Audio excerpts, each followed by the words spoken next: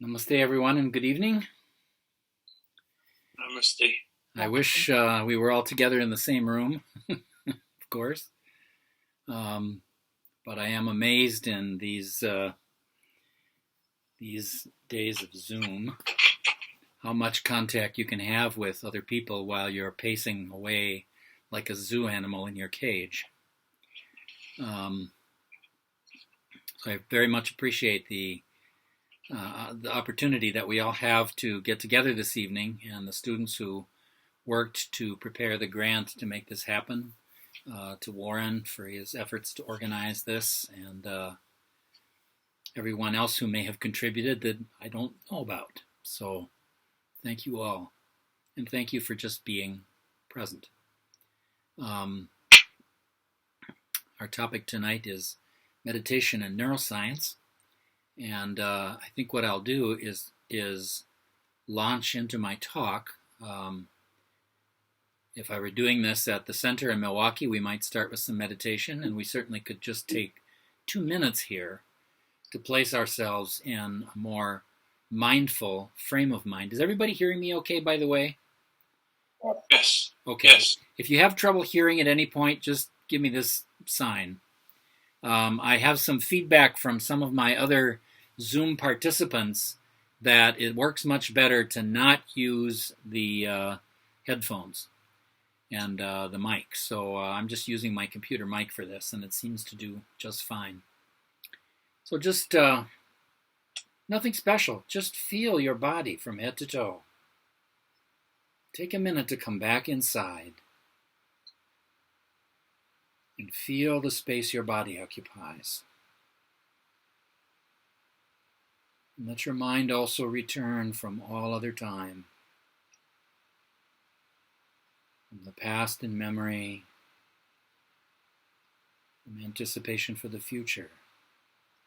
Just feel the flow and the touch of the breath in your nostrils. Beautiful sensation of being alive.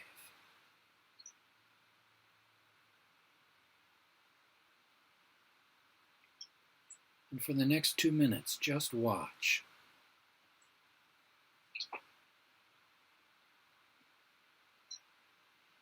Notice how, as you observe, your breath naturally begins to correct itself.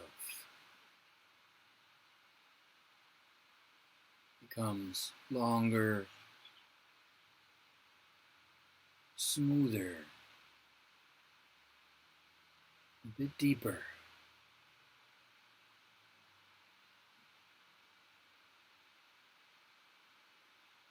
Just let these natural changes continue.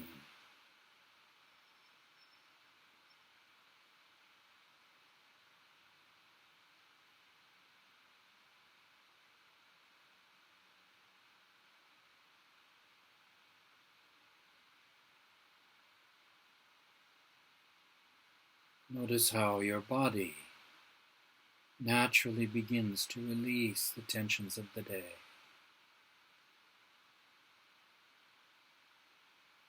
And you can feel inside any tight spots, gently and lovingly, till the muscles just let go.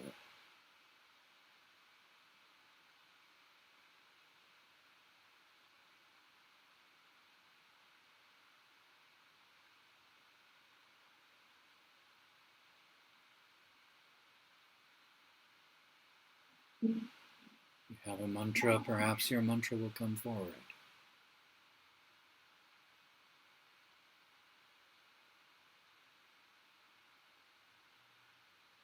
Just enjoy.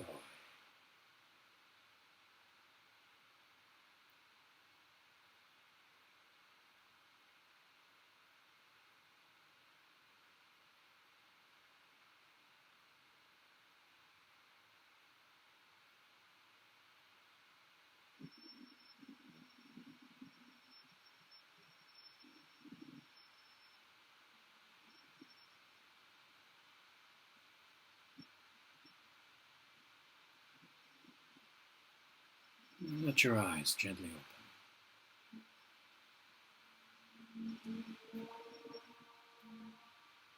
Now, Warren, I think you wanted to step in here and say a few words in the beginning, so perhaps we should do that at this point. Okay. Well, thank you, Stoma. Good evening, everybody, and welcome to the Meditation Neuroscience, The Art of the Advanced Beginner by Stoma. What I wanted to say was I want to thank the meditation group from UWM who wrote a grant to put this together. And I want to single out a few people that are on the board. Lainey Johnson and Ben Stern, the newest members of the meditation group. If you can raise your hands. I want to thank Markia Silverman, who wrote the initial grant and was a past president. And we could have never done it. And I also wanted to thank Maggie Altman, who is the current president and also wrote some of the grants. I think we can turn it over to Stoma. But thanks all those students. Okay, then. So I will, for those of you that don't know me, introduce myself a little bit. A lot of old friends watching tonight, but there are some new folks. So let me just say that my name is Stephen Parker, but I was given the initiate name Stoma by my spiritual mentor, Swami Veda Bharati, who was a brother disciple of Swami Rama of the Himalayas back in 1971. And that name has stuck, to the point where if you ask some people at our ashram in India where they can find Stephen Parker, they'll look at you like, who are you talking about? So I've been a student of this tradition for a long time. By profession, I'm a psychologist and worked for 35 years as a psychotherapist, retiring in 2017 from my clinical practice. And at that point, developed an interest in neuroscience that I'll talk about a bit more in just a moment. But during the years of my involvement with Swami Rama and Swami Veda, I have been a teacher in our teacher training program and have actually spent most of my time traveling around the world working with teacher training programs in several different countries and giving seminars and sort of maintaining our worldwide family. So I have the privilege of knowing that worldwide family better than most people. And it really is an amazing network of folks. I am in Minneapolis, Minnesota, is where I live. And so I began my studies through the meditation center here. And for years now have taught a course on Yoga Sutras at the meditation center.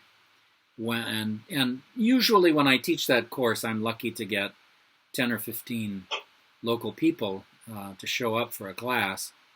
When we started going on Zoom, all of a sudden there were 40 or 50 people, and they were from all over the world. There's one person who gets up in the middle of the night in Taiwan, another person who gets up at 2 in the morning in Italy.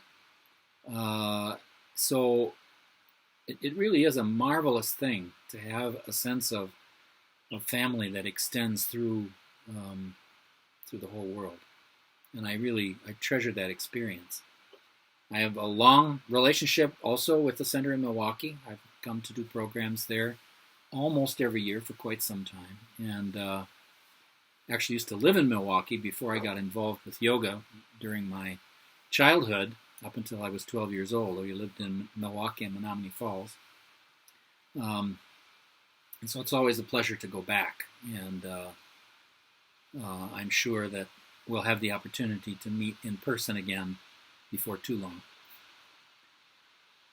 So, let me begin by just paying a little bit of attention to the subtitle, Becoming an Advanced Beginner. And I've taken up that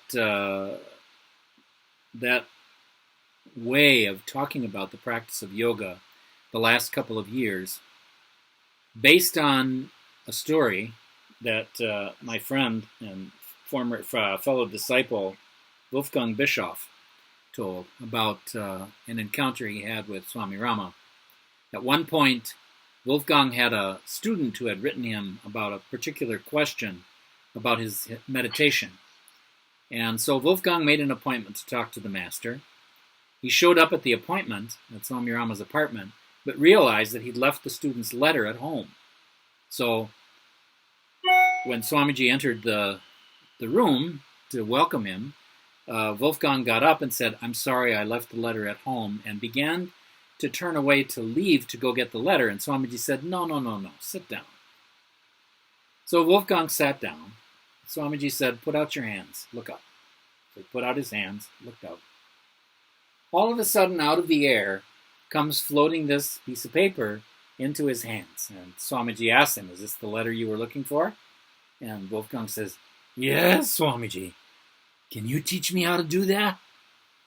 And Swamiji just chuckled at him and said, "Son, just refine your breath awareness. All of this will come to you." I want you all to remember that little sutra, because that is the whole of yoga in a nutshell. It really is through the refinement of the mindful awareness of our breath that everything in yoga comes to you. A lot of times we think of our advancement in yoga in terms of doing all kinds of complex physical postures or arduous breathing exercises or long sittings of meditation. No. Those advanced practices all come spontaneously to you once you reach a certain depth in your mindful awareness. All of the so-called miraculous powers of the Vibhutis of Chapter 3 of the Yoga Sutras will eventually show themselves in your personality once you reach a certain depth of practice. And the experience that we had in that little opening meditation is exactly the sort of thing I'm talking about. Because even in a few moments of just mindfully observing the feeling of breath moving in your nostrils, you notice your breath begin to correct itself. Your body-mind remembers how to breathe correctly. It doesn't have to be told. In fact, one of the things we've discovered in our teacher training is that if we start telling people how to breathe, they start breathing in really weird, artificial ways. So if you just tell people to watch their breath, it will automatically begin to return to its natural state. Initially, a smooth, unbroken, even flow, even in terms of inhalation and exhalation, even in terms of the openness of the right and left nostril. That will all naturally come to you over time. And eventually you'll reach a level of subtlety, of length and subtlety, as Patanjali would say, in the flow of your breath in meditation, where the breath will naturally cease, without any anxiety about taking another breath. And that is a great moment in your meditation. So the natural state of the breath is stopped. The natural state of the body, relaxed. And so your body also begins to self-correct when you begin to observe. You begin to automatically relax. You trigger in your brain and central nervous system the relaxation response that was noted by Herbert Benson in his initial experiments with transcendental meditation in the early 70s. I have prepared for anybody who's interested a list of selected readings that I sent to Warren earlier this afternoon, and those can be distributed by email, and Benson's book on the relaxation response is part of that list. that it explains some of the details of it. The important detail is that everything comes back to the mindful observation of breath, because this is where all systems of meditation begin. No matter what culture they come from and what system of spiritual practice they come from, they all begin with the observation of breath.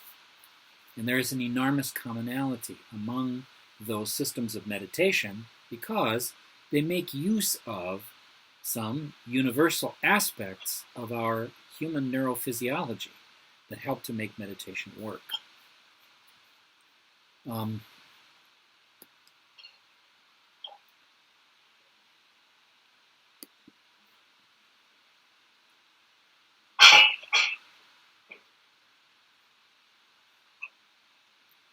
So the first point that I want to make in our time together this evening is the importance of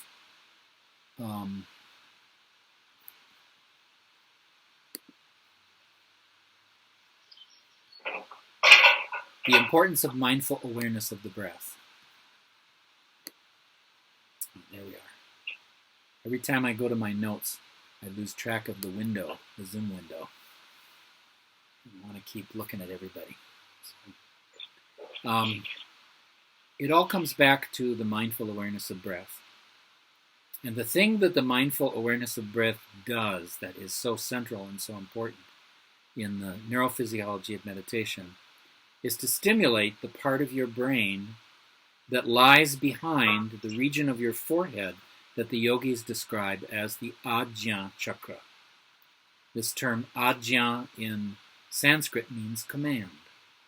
So this is the command center of your body-mind, according to the yogis, and also according to the neuroscientists. One of the interesting things about contemporary neuroscience is that neuroscience and yoga and meditation have begun to sort of flow in parallel.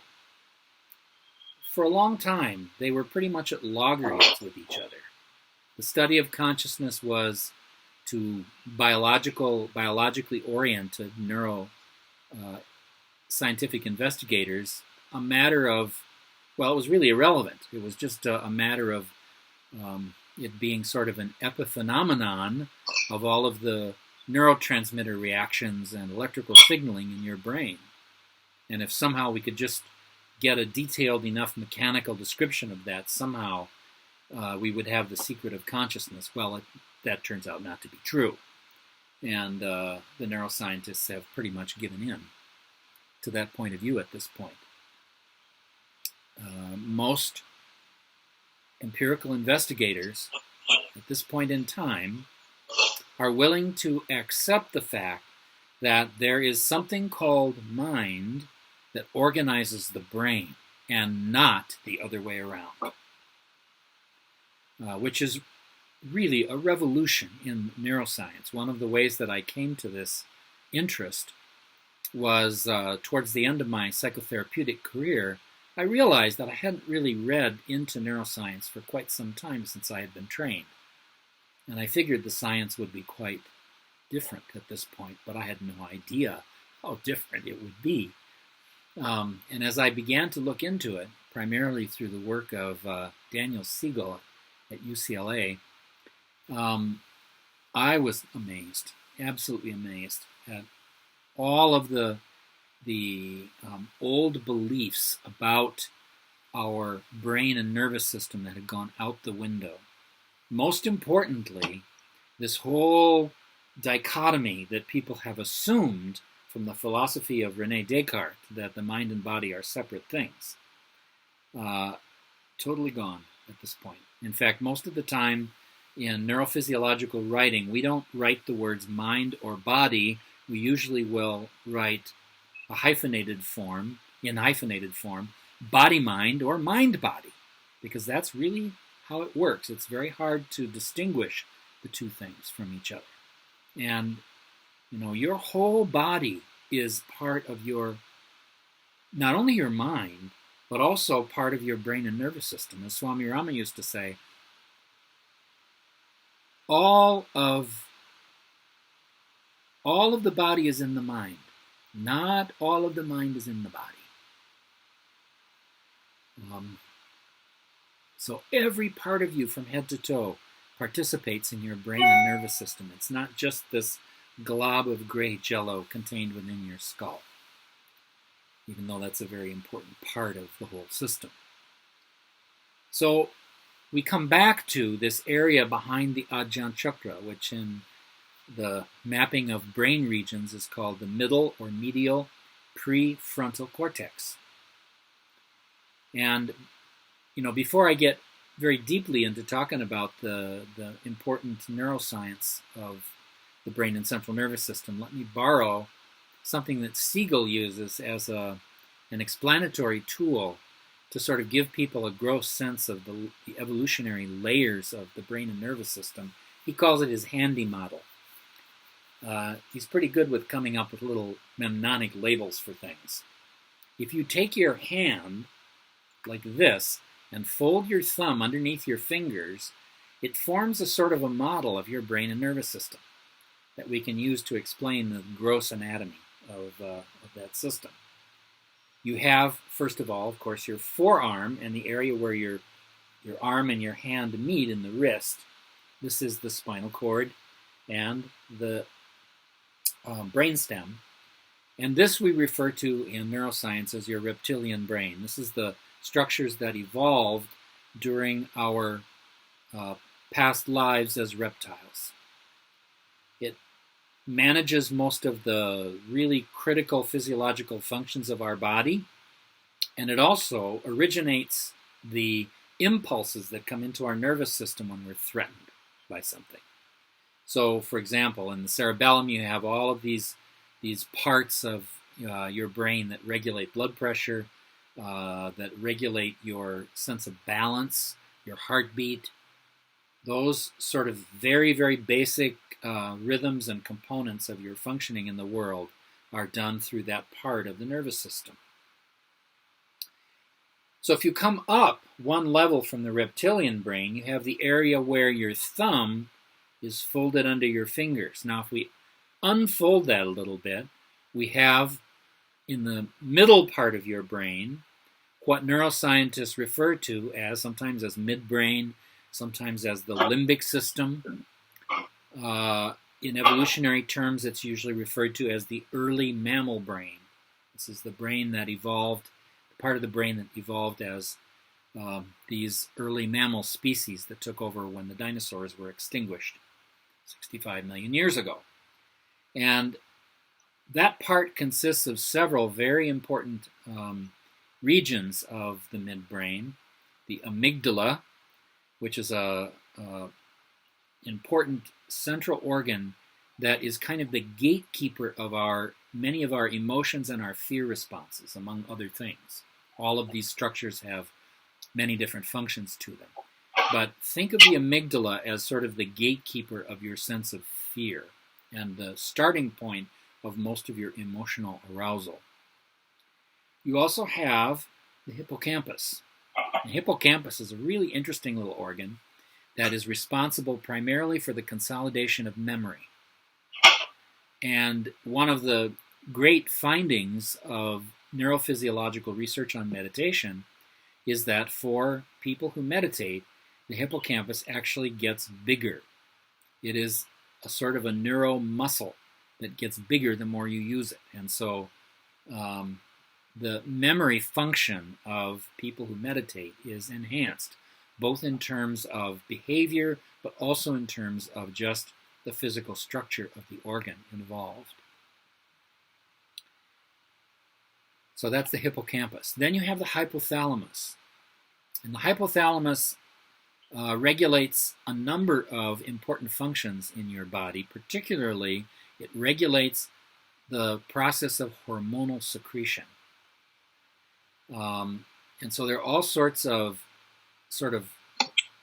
managerial hormones that come out of the hypothalamus that control the secretion of other hormones in your body. And we'll talk about that a little bit down the road when we get into talking about the stress response and the relaxation response. So this midbrain part is very much involved with the processes of emotional arousal. Then, as you move up the brain, you come to the part of the brain where your fingers are folded over your thumb, and this whole surface is your cerebral cortex, sometimes referred to as the neocortex. And it's called neo because it is something that developed after the early mammals. This is the part of your brain that evolved in mammal evolution between the early mammals that first replaced the dinosaurs and the emergence of primates, of which we are one species. And this cerebral cortex is really an interesting structure in your brain. Do you know it's only 6 cells thick? Everything you experience, everything you see, everything you hear, everything you touch, everything you smell, all of that is registered in this little organ that's only 6 cells thick. The cortex is also involved with initiating motor functions, in other words, all of our movement, and the language centers of the brain are also there, which is a very key part of our functioning in many different respects that we'll talk about in a little bit.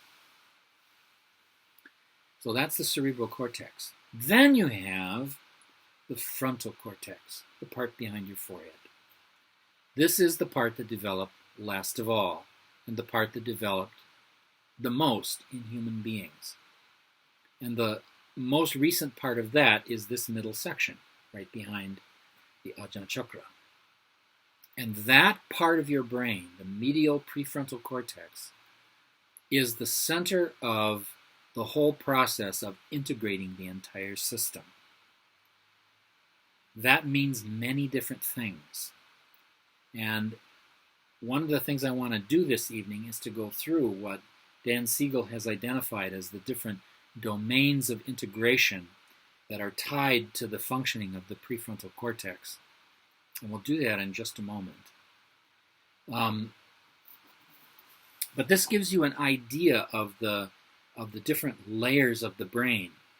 And it gives you a sense of, well, I guess I'm gonna move into those levels of integration right now. It gives you a sense of what Siegel would call, actually, before I do that, I want to talk a little bit about Dan Siegel. There's a reason why I'm so fond of his work.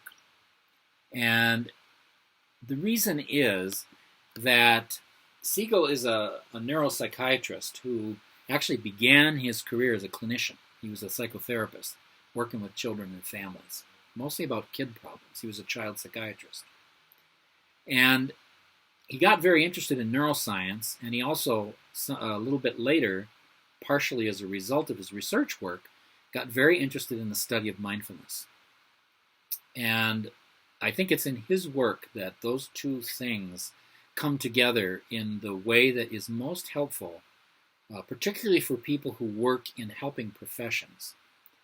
The reason is that while most neuroscientists are focused on an individual brain and its functioning, Siegel's work looks at how our functioning with other people changes the structure and function of our brain.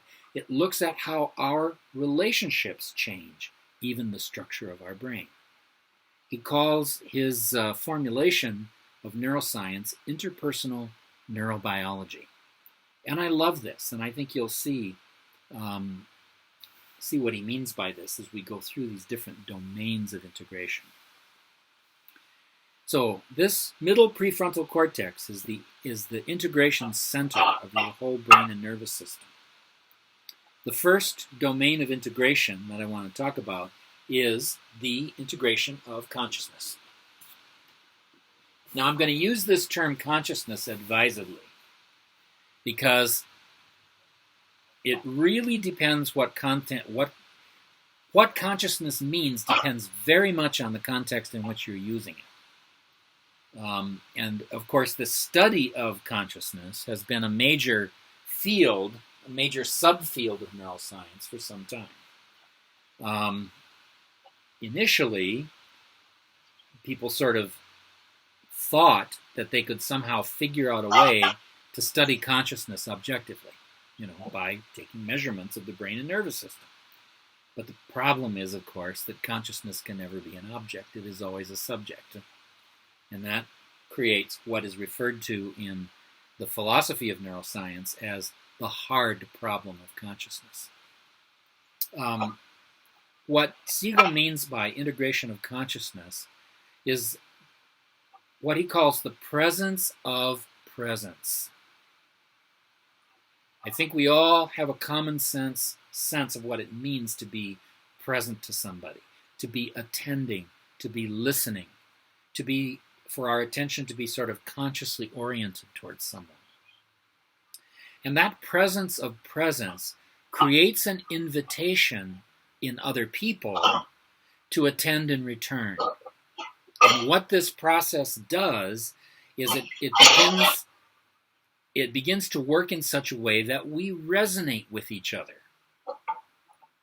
There are all kinds of counseling skills classes that are about how to create that sense of presence with another person so that you can begin to develop a sense of empathy that allows you to feel something that is pretty much like what they're feeling. It's never perfect. It just needs to be good enough. Now, this is an important part of any healing profession. It's also absolutely fundamental to every single aspect of growth and development in human beings, including the development of the body, from head to toe. When a child is born, there is immediately this sense of connection and attunement that a child develops with its parent. And there are several of these domains of integration that will touch on that aspect of our contact with other people. And the integration of consciousness means that in our resonance with the other person, we can feel what they're feeling without becoming their emotions. We keep ourself, we keep a sense of our own awareness, even though we feel and we resonate with what the other person is feeling. It helps us to keep from getting lost in our work with other people, which is a very important skill in therapy. When those boundaries begin to break down, it's to be trouble.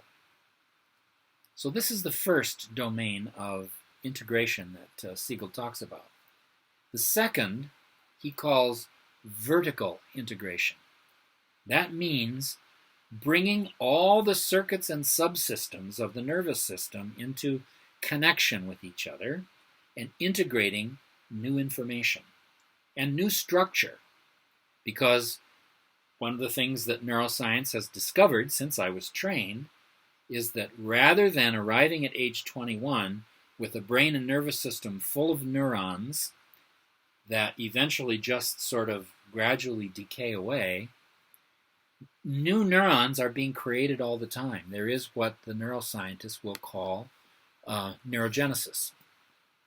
And as these new neurons are being created, the medial prefrontal cortex works on integrating those new neurons with the neural circuits that are there in the rest of your body. It wires them into the system.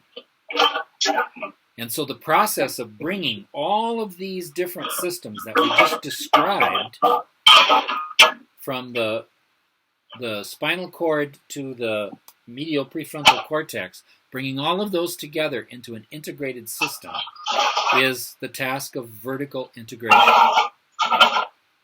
And there are so many ways that that meditation and the cultivation of mindful awareness assists that process in happening. The third domain of integration is horizontal integration. We talked about the vertical version. In the horizontal version, we're talking about the relationship between the two sides of our nervous system. We're used to thinking about two hemispheres of the brain, but those hemispheres also extend into the functioning of your whole central nervous system. And so I think it's really appropriate to say that the whole system is sided. And so integrating those into a common function is horizontal integration. The way that Siegel puts it is synchronizing the logical, linguistic, linear, and literal left hemisphere. He has a great way of using alliteration, again, as a mnemonic in describing things. So we're talking about the left hemisphere of the brain, the right side of our body. So this is our logical, linguistic, linear, and literal brain.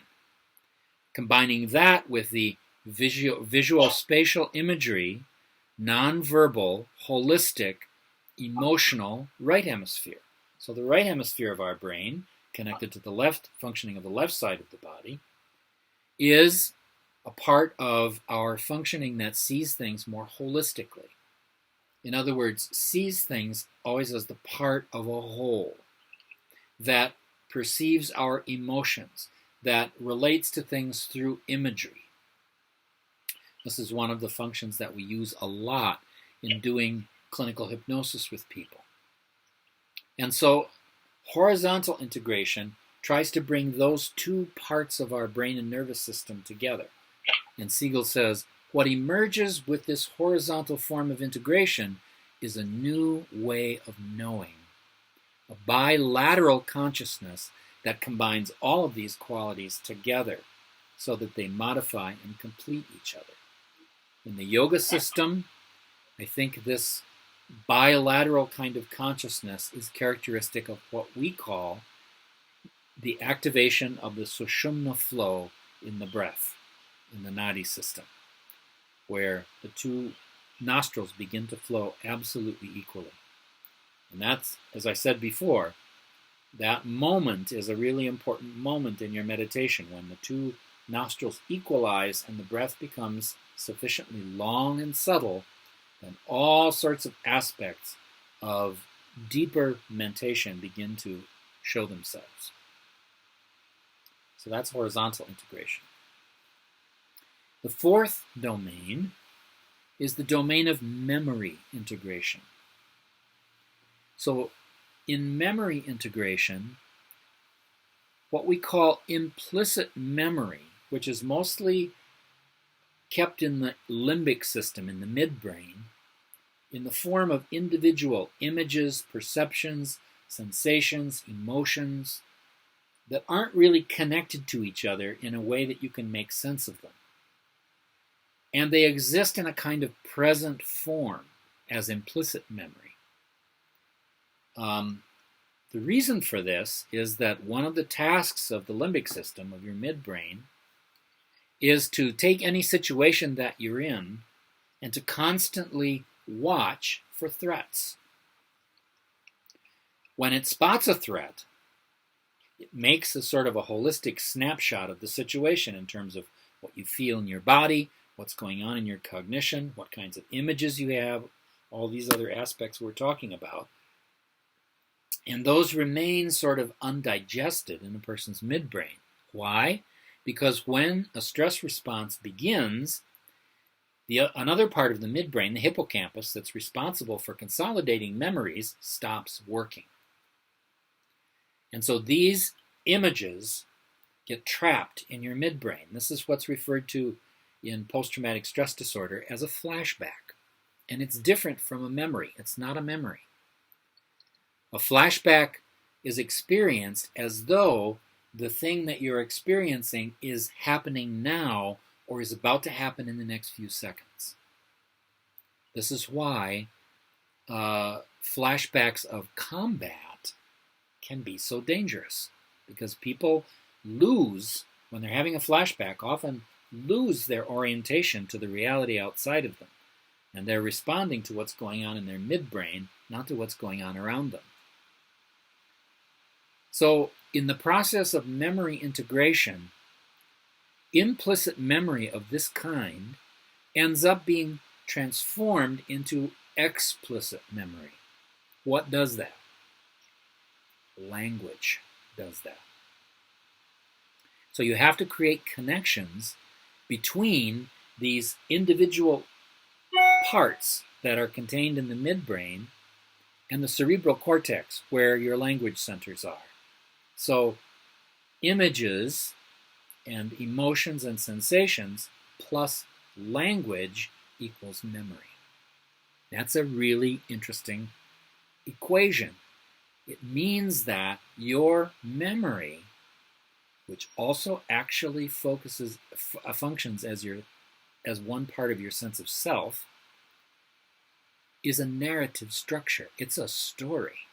Your memory is a story. And every day when you go to sleep at night, part of the work of sleep, very important work of sleep, is the creation of that story. In your deepest sleep, in your delta wave, non-REM deep sleep, which you enter into right after you drop off to sleep at night, what happens in the midbrain is these individual snapshots the focus gets sharpened. They rehearse these individual pieces of memory. Then, when you transition into theta wave sleep, into your dream sleep, in the dream sleep, what happens is these individual parts of your memory get linked together by language into a story. And that becomes your long-term memory. What's really interesting about long-term explicit memory is that it's not stored in any kind of cell in your nervous system. It's stored in the relationships between the cells. It's stored in neural networks. It's not in the chips. It's in the relationships between the chips, which is really interesting. And if you think about it, it's one of the most marvelous features of your brain and nervous system, because you can lose a lot of chips. And whenever that happens, whenever there's damage to your brain, whenever neurons die, your brain reorganizes. The middle prefrontal cortex rewires stuff.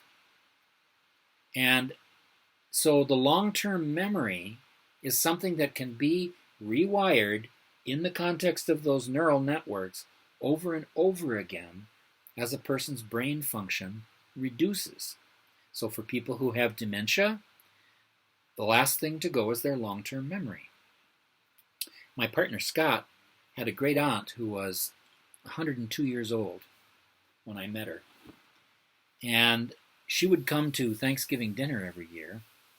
She hadn't had a short-term memory for probably 40 years. And she kind of made a joke out of it. I mean, everything was always new to her. There were a few people in the family that she could recognize. But when I came into the family, I was the new guy.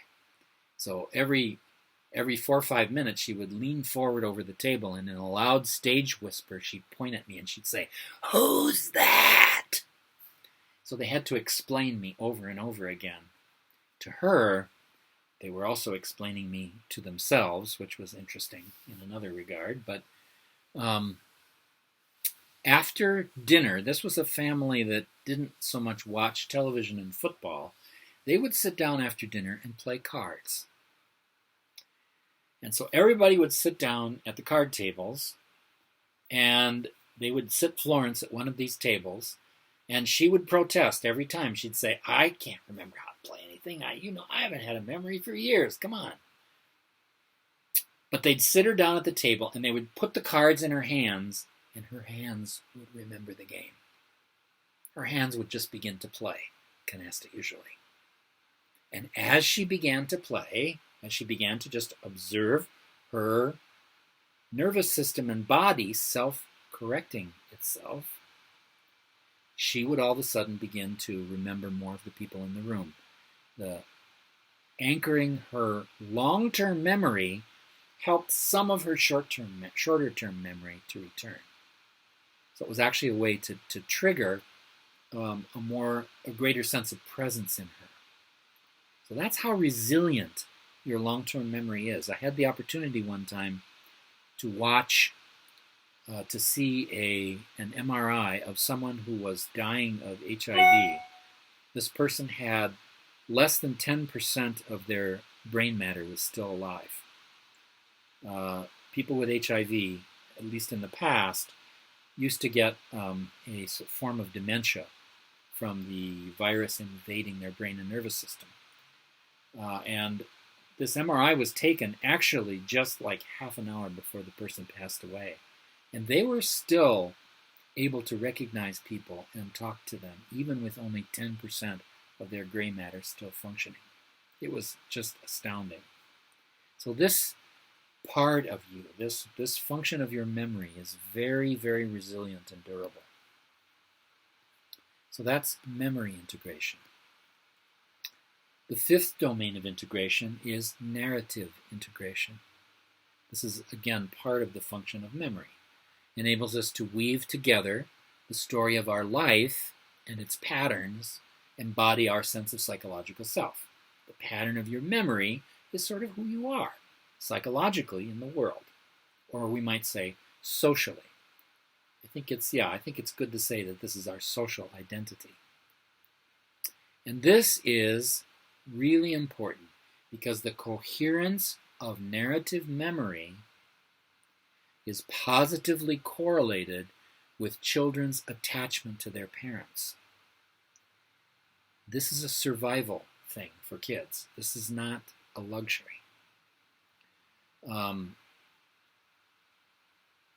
Immediately when a child is born, and these days the practice is to give the newborn child to the mother almost immediately, her body becomes flooded by this wonderful hormone, oxytocin, which is a hormone that promotes attachment in relationship. And it creates the basis of the bond between mother and child. The same thing happens to the father. Everybody used to think this was only something that happened to women. But it also happens to fathers the first time they see their newborn child. There is a rush of oxytocin that creates that parental attachment. And any of you who have had children understand how powerful that is. It has to be powerful because that attachment relationship that the child has to its parents is something that its life depends on. Because it jumpstarts, it uses the child's resonance with the parent to jumpstart its own processes of forming relationships. And that's absolutely critical to a kid having a decent sense of self as they grow up. It's even important to their physical survival. After World War II in Romania, there were a number of orphanages where there was so little staffing that they couldn't attend to each child every day. So some children would lay there for several days and not be touched. The babies that were not touched tended to die. There was nothing there to stimulate their growth and development, and so they just withered away. So this aspect of narrative integration is a terribly important part of human growth and development.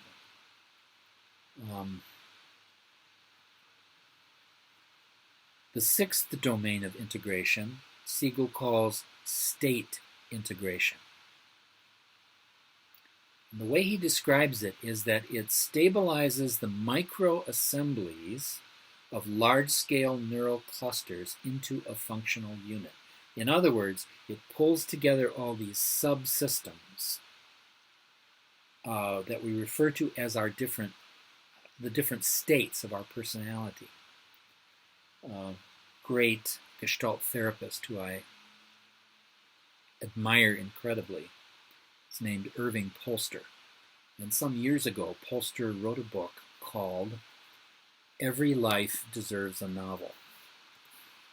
And this idea of our life being a novel that has all kinds of different characters in it, I think is a nice way to think about human personality. There are many people who live within your body mind, right? There's a mean person in there. You've seen it from time to time in your life. Of course you have. There's a spiritual person in there. There are all kinds of different people, and all of these represent different states that have different microassemblies of neural clusters that function in those different states. And so this is the integration of all of those states into a personality that hangs together. Mindfulness, mindful awareness, is an overall state of witnessing that accepts and contextualizes all of those states, the ones that we're conscious of in our ordinary sense of consciousness, and the ones that remain unconscious as well. And so state integration, for example, one example of state integration would be the old psychoanalytic process of making the unconscious conscious, of integrating that into our whole functioning as a person. In the Jungian tradition, they talk about integrating archetypes that arise in a person's mind, and these archetypal energies of Jungian analytical psychology are the kinds of states that Siegel is talking about here. Seventh domain of consciousness, temporal integration, learning to live with the transience of time.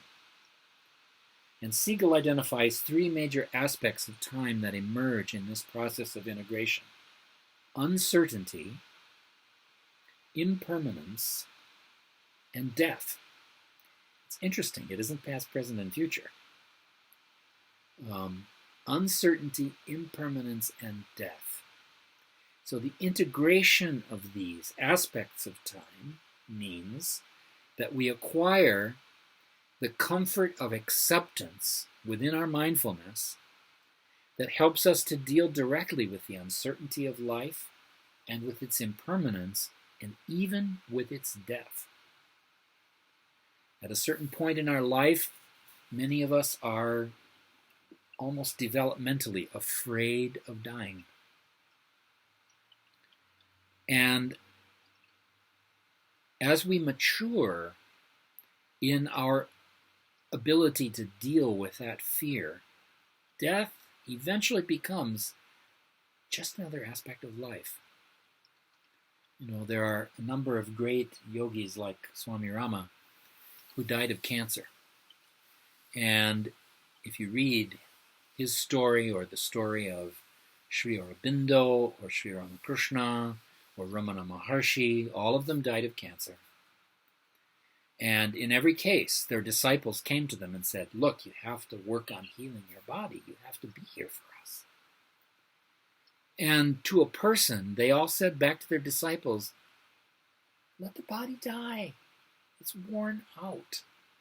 My coat is full of holes. I need a new coat. Let it go. Swami Rama used to say, these diseases are the ways we get out of our body. Let me go. And his effort in working with his disciples was always to get people to stand on their own 2 feet. But he modeled for us the fact that death is just another event in life. And it represents to us, if we've had a chance to live a full and long life, it represents a chance to rest. A chance to go back into a subtle world and just let ourselves rest and repair and prepare for the next bodily adventure. So, again, when we're mindfully aware, this process in the medial prefrontal cortex helps us to deal with these realities of life that were so important. They were really, the impermanence of life was a major doctrinal point of Buddhism, of yoga, of just about every other system of spiritual practice. And of course, every one of those deals in some way with death. The 8th domain of integration is interpersonal integration, which helps us to feel grounded in the social world through the processes of resonance and attunement, the functioning of what neurologists have called our mirror neurons, which link together and create in us this ability to begin to feel what other people feel. And we can do this to such a degree that we actually create a model of the minds of the people we love that we carry at the core of our own mind. They live in us. And when their bodies die, us is where they live. They live on in how those models continue to inform our lives. So you really do carry in you the people that you love. This process of interpersonal integration and of attunement in relationships is no luxury. It's an absolute requirement of our human growth and development to survive and thrive. This is another place where that process of developing an initial attunement with a parent jumpstarts a baby's development. And that interpersonal attunement guides our development, for the most part through the sense of touch, through the rest of our life. So this is how we feel touched by other people, right? The touch that you have in relationships doesn't have to be physical to be effective. I had a really interesting experience of this a few weeks ago. I was watching the debut of Eric Whitacre's new choral piece, Sing Gently.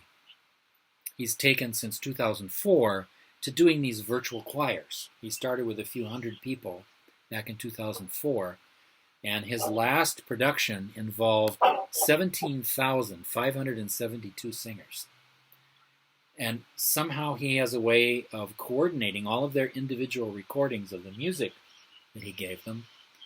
And he also has a video guy who puts together a video art performance piece from all of these individual little photographs of the singers doing their singing. And it is just amazing. You might take a look at it. Whitacre is spelled W-H-I-T-A-C-R-E.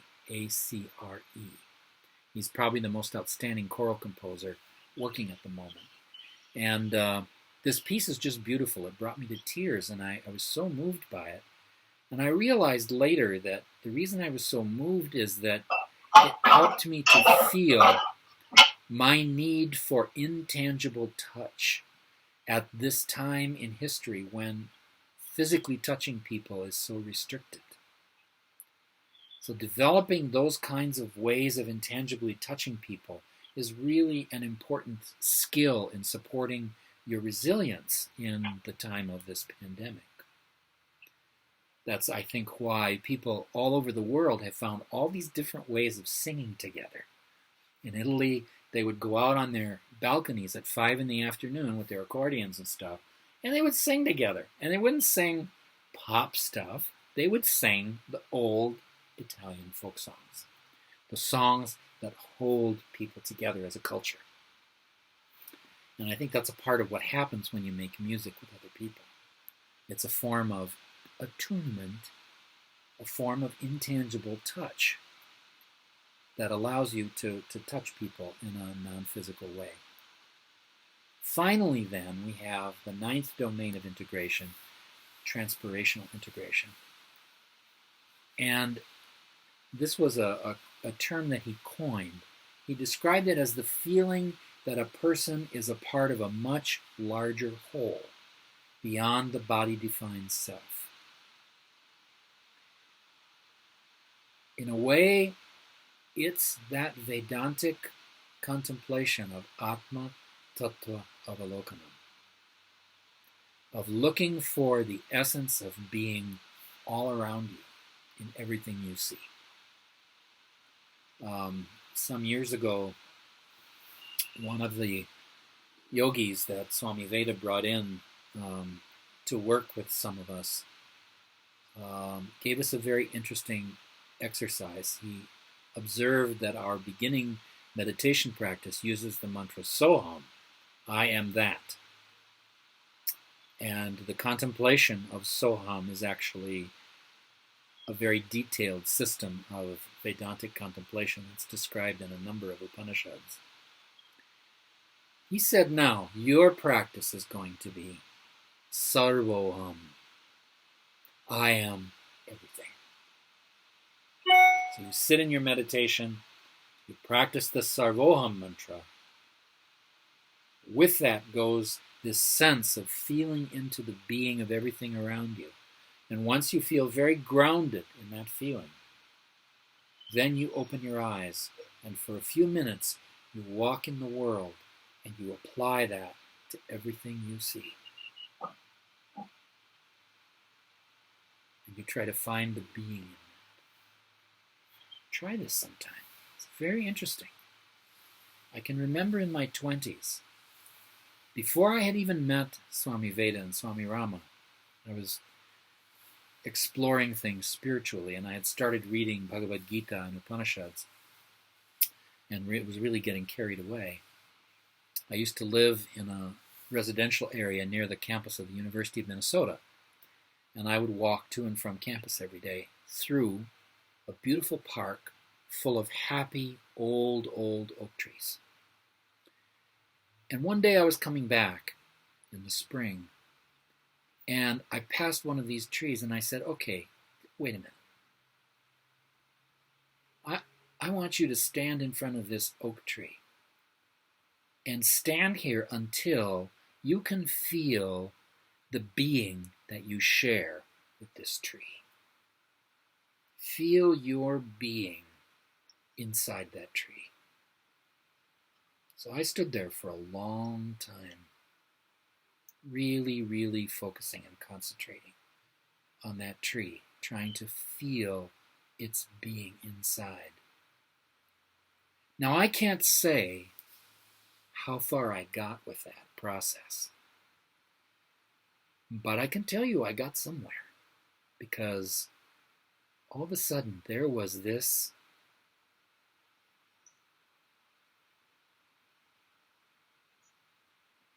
it's hard to even have words for it, this sense of being, this sense of shared being. And it made me feel so full of joy. And I went home that night, and that feeling stayed with me for a couple of weeks. But like all openings of this nature, gradually, your mental habits intrude, and slowly the feeling fades away. But it's there in my memory. I know I can do it.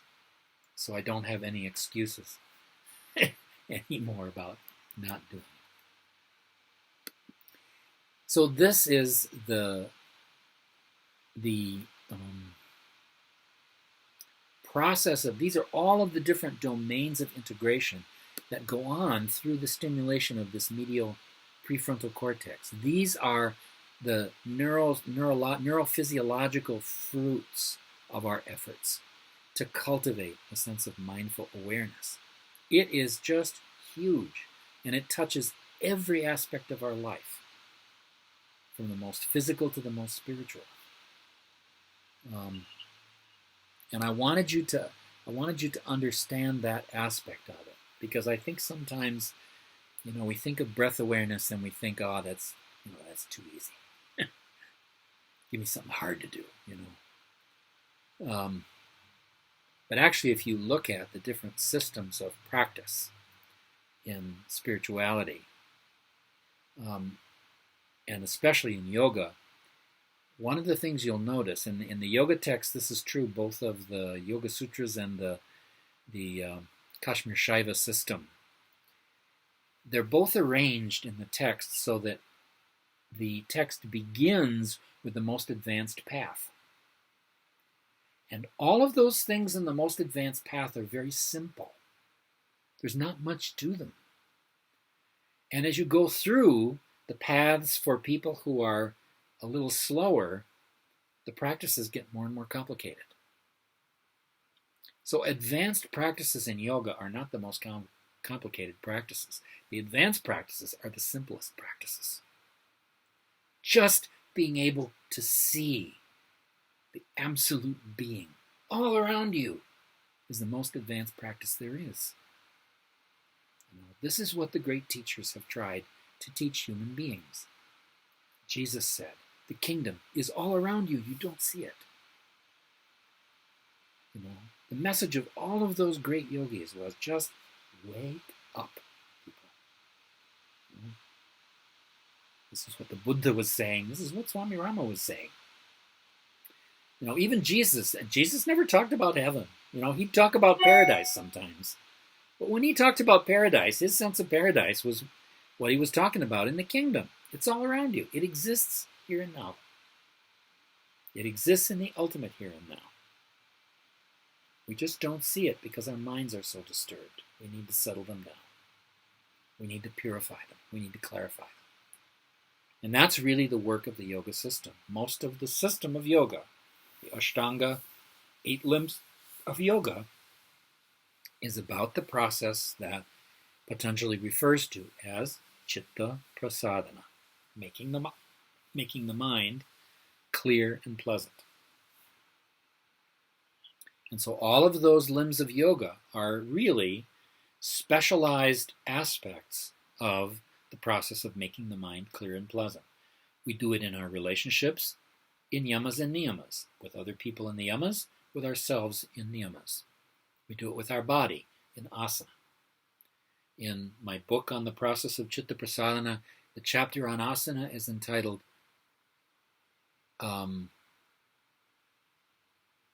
what is the title? I can't remember. Fortunately, I have a copy of the book here. So I guess I am, like everybody else, getting a little older here.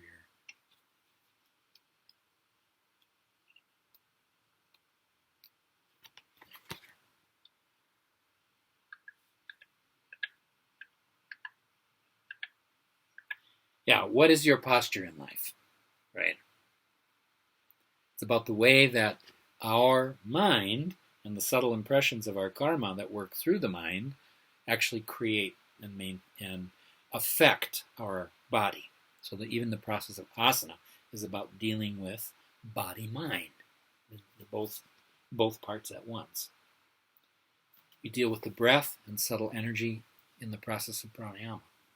And all of this prepares us for the inner limbs of yoga, concentration, meditation, and samadhi, which, if you do that emotional purification work well, you reach a point in your meditation where the process of samyama, of dharana, dhyana, samadhi, all sort of work together in a flow. It's not like there's an individual experience of each of those things. One just flows into the other. Now I want to talk about 2 other things before we finish.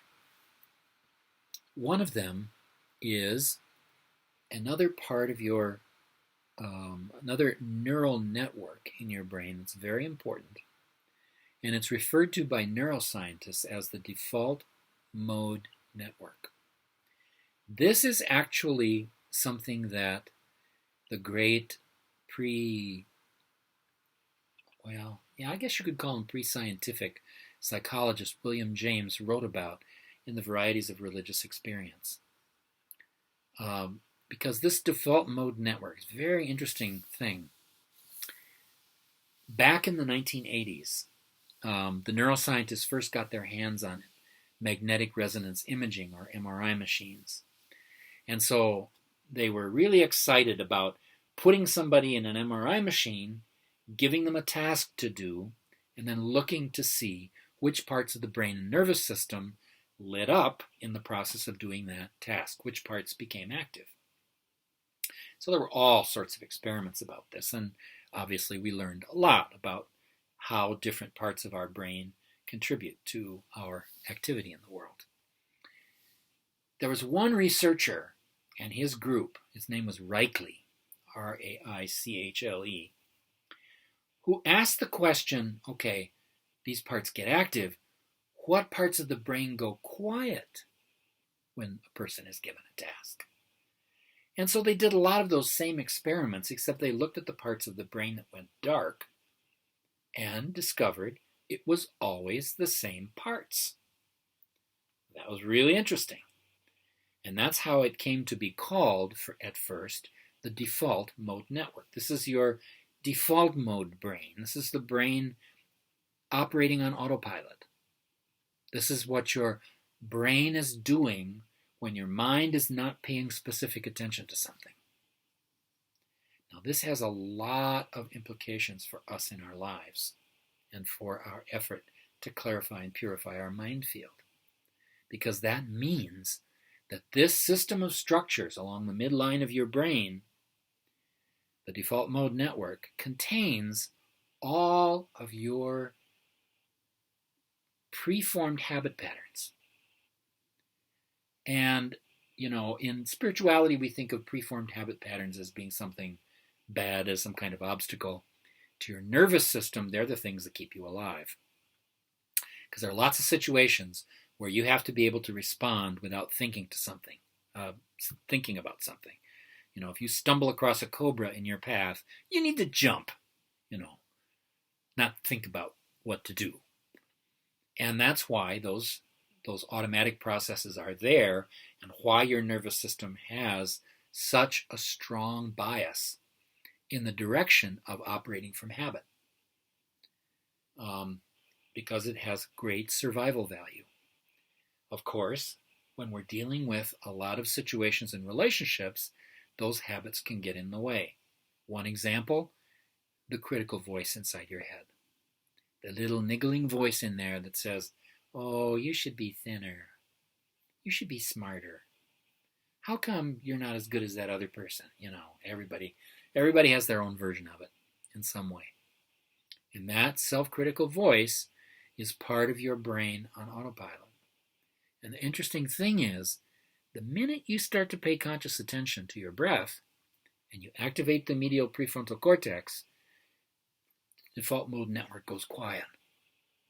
The minute you begin to intentionally pay attention to something, the default mode goes dark. And the middle prefrontal cortex begins rewiring.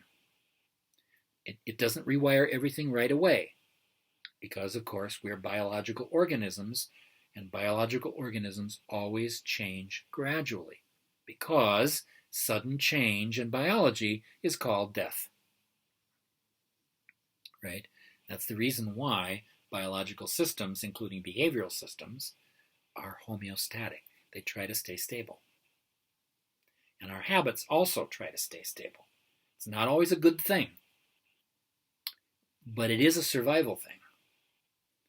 And so there's always this dialogue going back and forth in your experience once you begin meditation between being mindful and running on autopilot. So the more you can be in a state of mindful awareness all the time, as Swami Rama says, just refine your breath awareness, all of this will come to you. The more you do that, the more your nervous system gets rewired, and the more conscious you become about living your life. And that has such value because it also makes you more present, more open, more accepting. All of these wonderful qualities of personality that might move someone at some point in your life to say to you, gosh, I don't know what it is about being with you, but I just feel better. That's the best news you can get from anybody about the progress in your meditation. So the cultivation of mindfulness helps to reprogram the default mode network. And if you're troubled by the self-critical voice in your head, just observing that voice mindfully begins to change it. There's a form of therapy that we call cognitive behavioral therapy, which I'm sure many of you have heard of, where the way we used to think about it, you would identify a dysfunctional belief system in somebody, and you would work with them to try to begin to change that belief system. Well, it turns out some British cognitive behavioral therapists realized that if they trained people in mindfulness, all the people had to do was just watch the process happen. And those belief systems would begin to spontaneously change. The same way your breath begins to spontaneously change, the same way your body begins to spontaneously change. And so in the British School of Cognitive Therapy these days, they just teach people mindfulness skills. They don't do any of that arguing with your belief system. which is still often helpful, but it isn't absolutely necessary. Now, a lot of people in the therapy business think of this as a great new method of doing therapy, right? Doing all sorts of research to outcome studies to prove that it works so that they can get grant money and all the rest. But cognitive behavioral therapy was invented by the yogis. Sutra 33 in chapter 2 of the Yoga Sutras. Vitarka badhane pratipaksha bhavanam. If you're troubled by bad thoughts, vitarkas, to bind bad thoughts, use pratipaksha bhavana, contemplating the opposite attitude. It's cognitive behavioral therapy, pure and simple. It's Albert Ellis in a nutshell. So nothing new under the sun. The yogis knew how to do this, in the time of the Buddha. So that's the default mode network, and I wanted to make sure that you had some familiarity with that, because I think it's a very, very powerful way of working with yourself. Even when you don't think you're working with yourself. The wonderful thing about mindfulness is, as long as you're being mindful, you're practicing yoga. Because mindfulness is the thing that joins everything together. It integrates everything. So, Stoma, I just wanted to say this, Albert Ellis without all the cursing. Well, yeah, I mean, if you enjoy cursing, Albert Ellis was an enormously entertaining person. Just an illustration, I actually had a chance to see him a time or two, because I used to go to this big conference they call the Evolution of Psychotherapy, where they'd bring all of the greats together under one roof. And somebody was telling a story about going to an Albert Ellis event one time. He was just walking by the room, and all he could hear from what Ellis was saying, because he was promoting his rational recovery system, which is a rational emotive based alcoholism recovery program. All he could hear him say was, "You don't need a goddamn 12-step system to recover from alcoholism." And that's the way he'd talk about everything. And a lot of people found his personality very abrasive and difficult. But I also had a colleague who used to call him whenever he had a question and a problem. And Albert Ellis would take your phone call any hour of the day or night when somebody genuinely had a question about something. And he would take all the time you needed to talk to him. He was abrasive on the outside, but had an absolutely wonderful heart. So anyway, that's Albert Ellis. And the other thing I wanted to comment on is the phenomenon of trauma, because it's so important in many people's lives these days. And there's so much talk about PTSD that comes from, being in battle situations. But there are other kinds of traumatization that are just as serious. And I think everybody is somewhat traumatized by the pandemic. I live in Minneapolis, and I live in the hood in Minneapolis, in South Minneapolis, in the part of town that was burning a few weeks ago. All of that happened right around my house. I was sitting there watching the blocks around me go up in flames. And at that particular time, the police and the National Guard weren't doing anything anywhere. And I was really afraid for a while. And afterwards, in the weeks that followed, I realized after a couple of weeks that in my errands going out into the world, I had avoided going down the main street near my house completely. And I realized I was avoiding it because I didn't want to see what had happened. Now, this is a symptom of post-traumatic stress disorder. So I actually was kind of traumatized by that. And, you wonder about how you can be traumatized by a chronic disease process. But we noticed this during the HIV pandemic. I did a lot of work with clients during that time.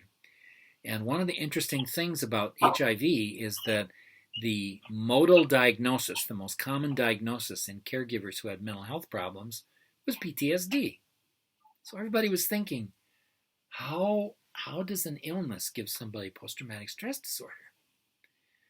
And after we'd thought about it for a while, what we came up with was the idea that anything that violates a person's fundamental sense of safety in the world creates trauma for them. And HIV was very potent that way. It made your sexuality something that could end your life. And the fear around HIV at that time was very much like the kind of fear people are feeling these days about all of the societal violence that's happening around us. So trauma happens in lots of different ways. And as I was saying before, it's something that is processed primarily in the emotional arousal centers of our midbrain. Now you remember, several of those domains of integration we were talking about have to do with pulling all of those different parts of the nervous system together and getting them to work in coordination. Part of what that means is creating new connections between the midbrain and the cortex. Getting the individual sensations and images and individual memory pieces that aren't yet fully memories to connect to the language centers so that gradually in the process of digesting all of that, you end up with something that can go into the past and be an actual memory. And so a few years down the road, if you go through that process, the image comes up in your mind, and rather than getting freaked out and having a panic attack, you just say, oh yeah, that happened. That happened to me. It was hard. I got over it. And so what helps us do that? Mindfulness helps us do that.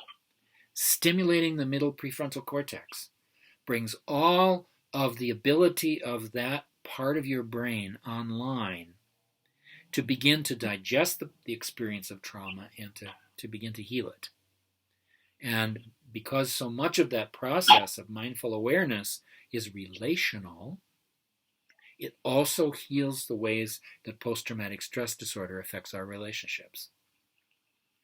And I bring this up because one of the most powerful ways you can do that is through all of the practices of yoga. Why? Because in every domain of practice in yoga, mindfulness is what makes that practice work. And the process of harmonizing, particularly both sides of our nervous system, helps to facilitate that process of bringing everything together. The pranayama exercises, also the ways that we do our asana practices, first on one side and on the other side. We're always working at this process of integration in so many different ways when we're practicing yoga. So if you do research, as some people have, on using even just the asana practices of yoga in therapy with people with PTSD, it works pretty well. In fact, it works as well as any of the other therapies that are being used for trauma.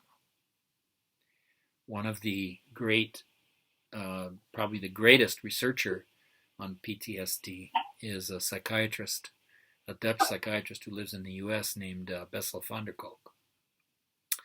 And one time when he was speaking in Minneapolis, I asked van der Kolk whether he thought the alternate nostril breathing exercise in yoga would be a way to help people who had experienced trauma but who got too overwhelmed from other kinds of therapy that actually focus on the trauma as you're doing whatever you're doing in the therapy. And he said, yeah, I think it would. And he said, in fact, I'll tell you, when people come to me looking for referrals to therapists, I don't send them to therapists, I send them to yoga teachers. And his clinic in Massachusetts is the clinic that developed the technique of what has come to be called trauma-sensitive yoga. but which is actually yoga the way it's meant to be done, mindfully, slowly, carefully. And on the reading list, the list of selected readings that I gave to Warren, there are 2 books by David Emerson and his colleagues about this technique of trauma-sensitive yoga for those people that are interested in looking into it. Okay, we're almost at 7 o'clock. My goodness. Time is flying. Let me just ask if there are any questions or comments that people have. You've been good enough to sort of throw them in there a couple of times so far, and thank you for that.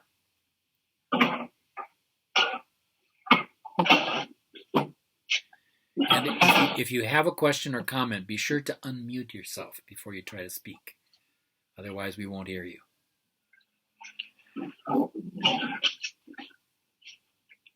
Stoma, at the beginning, I wanted to introduce you and mention your book, Clearing the Path, and I highly recommend it to everybody out there. Writing that book was a really lovely experience, and I'm so thankful for guidance in the process of producing it from Wesley Van Linda.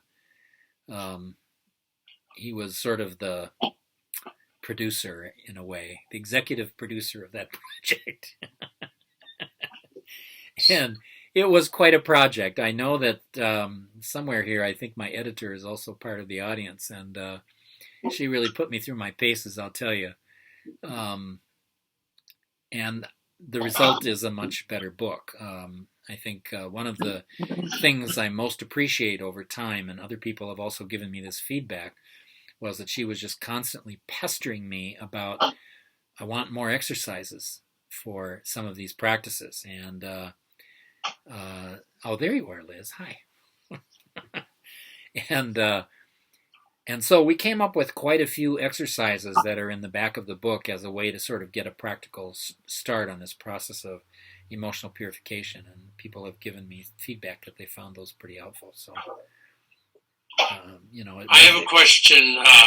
Yeah, Frank. So, what is the book by Daniel Siegel that you are referencing for these 9 integrated practices? There are a couple of them. 2 of them are on the list that I gave to Warren. Okay. The one that I actually pulled a lot of his quotations from for the presentation this evening is called The Mindful Brain. Okay. And The Mindful Brain is an interesting book because it starts from his account of an experience, his first experience of a silent retreat, and how it kind of tied him up in knots. And he, went back to his lab to sort of figure that out. And I just love his whole orientation towards it because it was his neuroscientific research and his work in therapy that eventually led him into meditation and mindfulness. So it's great that way. So that's a wonderful book, much shorter. And the book that I've often recommended to people in the past is Mind Sight. This is published by Bantam in 2010. And Mind Sight is a very concise book. And what I love about it is it's very plain-spoken explanation of neuroscience.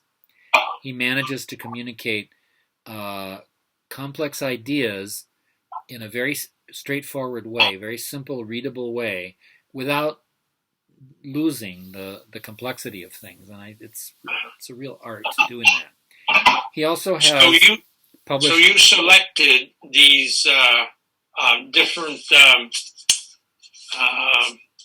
what did you call them? They're domains of integration from a series of his books. It isn't summarized in one particular book. Yeah, no, it's summarized in the mindful. It's summarized in the Mindful Brain, also in Mind Sight.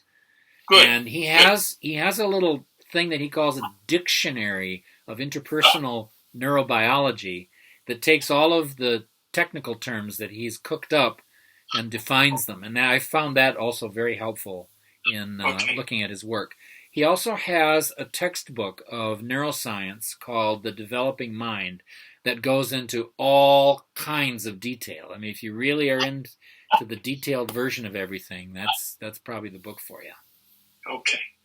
Very good. Thank you. Welcome. I really want to meet him. I heard from one of the people who's been trained by him that she actually gave him a copy of my book. So I'm hoping at some point that it gets a little curiosity going in his mind and we have a chance to meet somewhere somehow. Yeah, that would be great, wouldn't it? It would be really good. Yeah.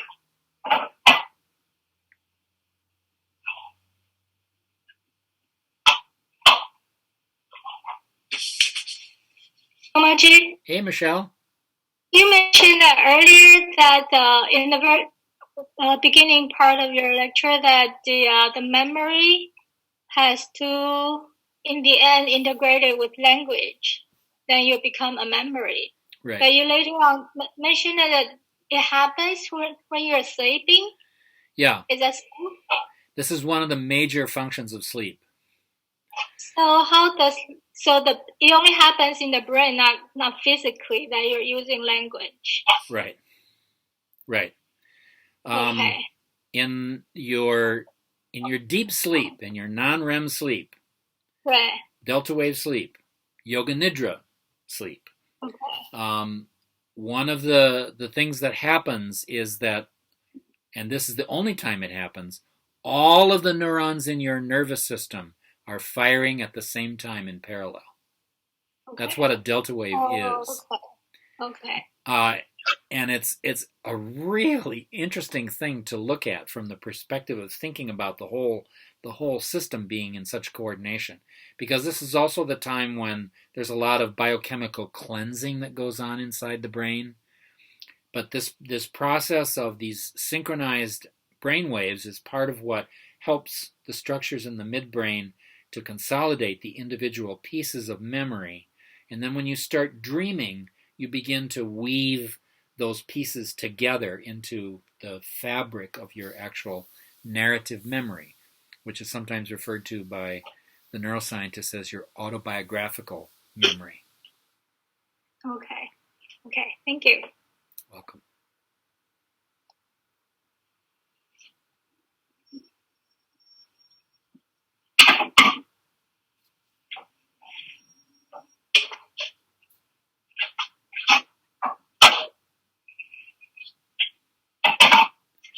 Okay, are we?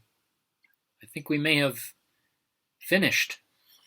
Yeah, well, thank you very much, Stoma, for finally getting this together. And I want to thank Charles Crenshaw for taking over the hosting once I was dropped off the site. So. Oh, it dropped you. I don't know. How inhospitable. Yeah. Well, if I got to be host, I didn't know it. Well, I saw a little sign came up on my screen that said Charles Crenshaw is now host. Right. Well, my screen didn't tell me I was a host. Well, whoever took over the hosting, I appreciate it, and I'm glad it took us about a year and a half to put this together, and as I mentioned, the UWM students put a lot of hours writing a lot of proposals and grants, and I'm just so grateful that they were able to do it and that you were able to share your wisdom with us this evening. Yes, how much better to share it in Wisconsin? I'm sorry, what? How much better to share it in Wisconsin, but another time. You're right. Hopefully in the future you'll be able to do it in person. Right. Well, thanks for everybody for attending. Thank you, everybody. It was wonderful to see your faces again, especially Liz and some of and Michelle and some of the others that I haven't seen for so long. So everybody's looking good. Thanks, Stoma. Thanks, Stoma. Stoma. All the best. Thanks, Domaji. Bye-bye. Okay, we're leaving. Bye, Wesley.